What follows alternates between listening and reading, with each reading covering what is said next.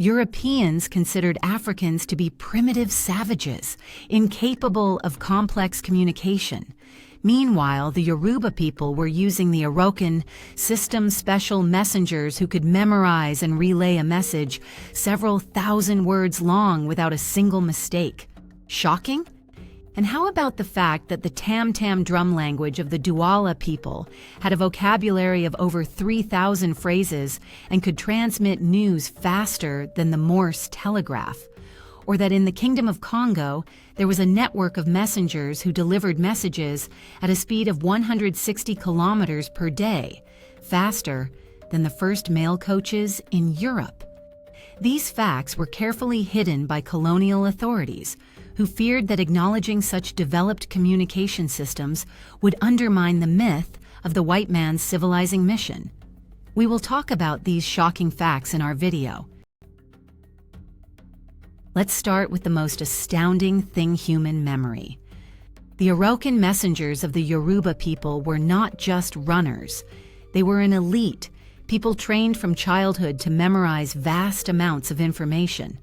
Their training methods included complex mnemonic techniques based on associations, rhythm, and even singing. An error in delivering a message could cost a messenger their life, as the fates of entire nations depended on the accuracy of their words. Declarations of war, peace treaties, trade deals. Can you imagine the colossal responsibility that rested on the shoulders of one person? But memory is one thing. What about speed? The messenger system in the Kingdom of Congo, mentioned earlier, was a true marvel of logistics. The secret lay in a relay system. Along key roads, special posts were set up every few kilometers, where fresh, rested runners were always on duty. Upon receiving a message, a messenger would run their short stretch at maximum speed and pass it on to the next one. Thus, the news traveled without stopping, day and night. This network was so effective that the royal court could govern a vast territory, receiving reports from the most distant borders in just a few days.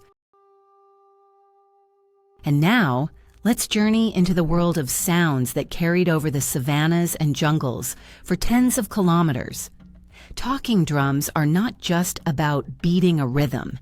It is a highly complex tonal system. Many African languages are tonal, where the meaning of a word changes with the pitch of the sound.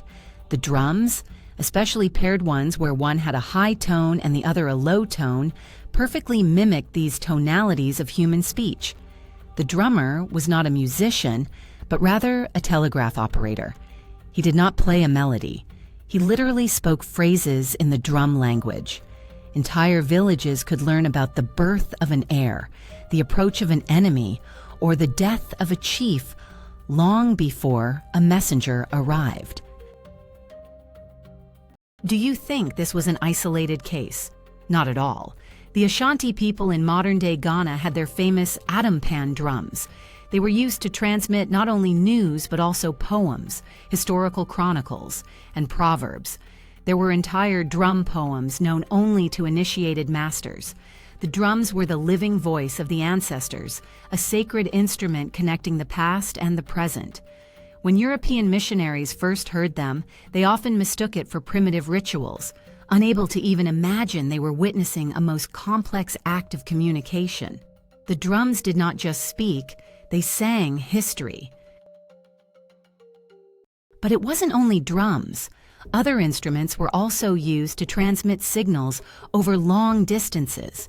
For example, huge trumpets carved from elephant tusks, which produced a powerful roar that could be heard from a great distance.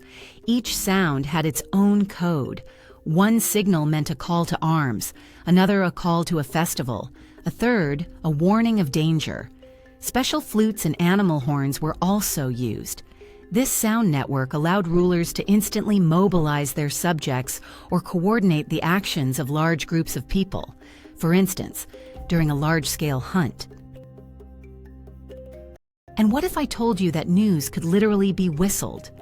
In some regions of Africa, especially in mountainous or densely forested areas where sound travels far but movement is difficult, entire whistled languages developed. Like the drums, they mimicked the tonal structure of spoken language.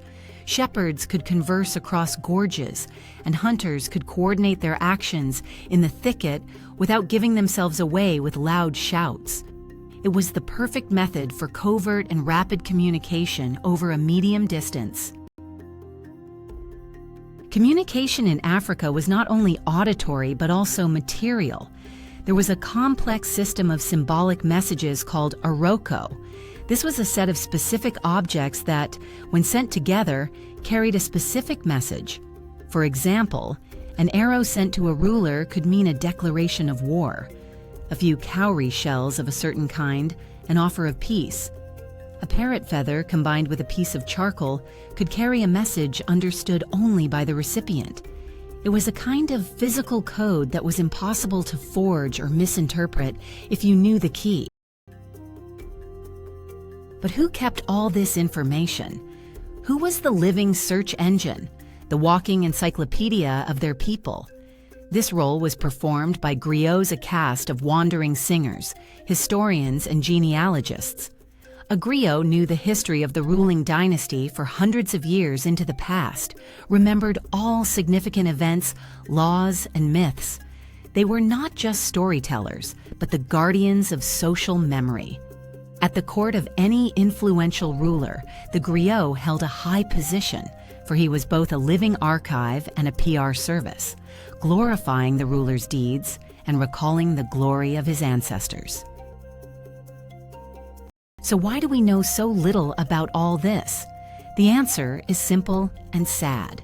For the colonizers, to acknowledge the existence of such complex and effective communication systems meant to recognize African peoples as their equals. This shattered the entire ideology of the white man's burden, who supposedly came to bring the light of civilization to savages. It was much easier to call the talking drums primitive noise, the messengers just fast savages, and the griots ordinary storytellers. The systematic destruction and ignoring of these traditions was part of a policy to establish control. With the arrival of colonizers and the imposition of European systems of governance, education, and communication, the unique African communication networks began to fade. New borders drawn right across living communities severed ancient information routes. The ban on pagan drums broke the connection between villages.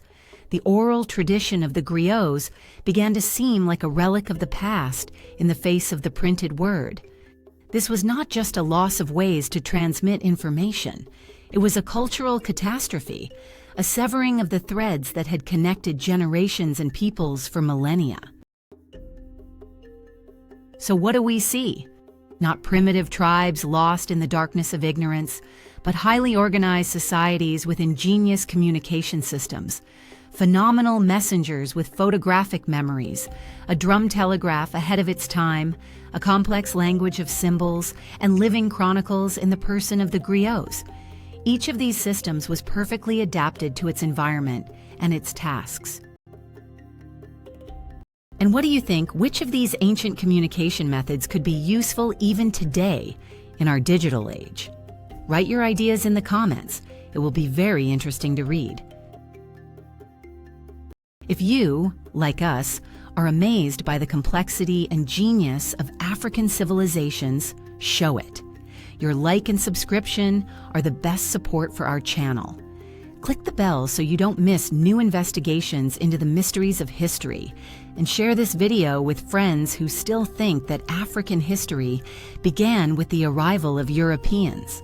By the way, speaking of the speed of messengers, we are already preparing a feature on how the postal service worked in another great but almost forgotten empire. Believe me, there's a lot to be amazed by there. After all, history is not just dates and events. It is the whisper of forgotten voices that we help you to hear.